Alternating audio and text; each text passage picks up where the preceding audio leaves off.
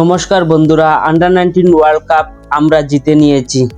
পুরো বিশ্ব দেখেছে ভারতের যুব এই প্লেয়ারদের পাওয়ার। বন্ধুরা, আজ ভারত টসে জিতে ব্যাটিং করার সিদ্ধান্ত নিয়েছিলেন এবং শুরুতে বৈভব সূর্যবংশী এবং আরন ব্যাটিং করতে আসেন। আরন 9টি রান করে আউট হয়ে গিয়েছেন।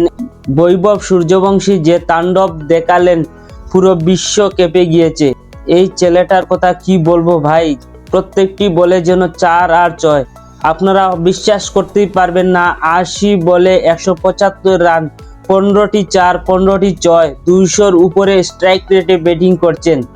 আর বৈভবের এই পারফরমেন্সে শেষ পর্যন্ত ভারত 411 রান টার্গেট দিলেন, বিশাল বড় একটি পাহাড়।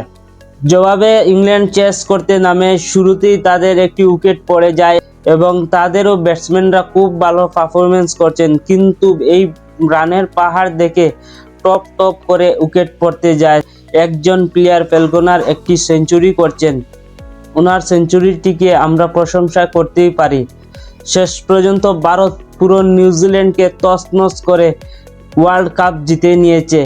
আর এই ওয়ার্ল্ড কাপটা 6 বারের মতন ভারত জিতে নিয়েছে।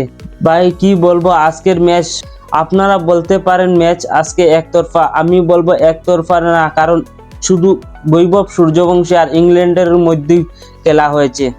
আর কিছু মানুষ আছে বৈভব সূর্যবংশীকে নিয়ে প্রশ্ন তুলে, তার বয়স নাকি 19 বছর, 20 বছর হবে, 14 বছর না। তাদেরকে বলে দিয়েছি, আজ গর্ত থেকে বেরিয়ে এসে দেখ ভারতের কি পাওয়ার, কিভাবে ওয়ার্ল্ড কাপ জিতে গিয়েছে।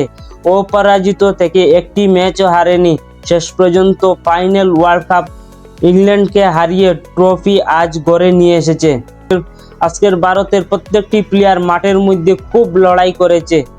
বন্ধুরা, এটাই হচ্ছে নতুন ভারত, নতুন পাওয়ার, পুরো বিশ্বকে কাঁপিয়ে রাখতে পারে। ধন্যবাদ, টাটা। আগামীকাল টি-20 ওয়ার্ল্ড কাপ শুরু হচ্ছে, সাবস্ক্রাইব করে পাশে থাকবেন। জয় হিন্দ।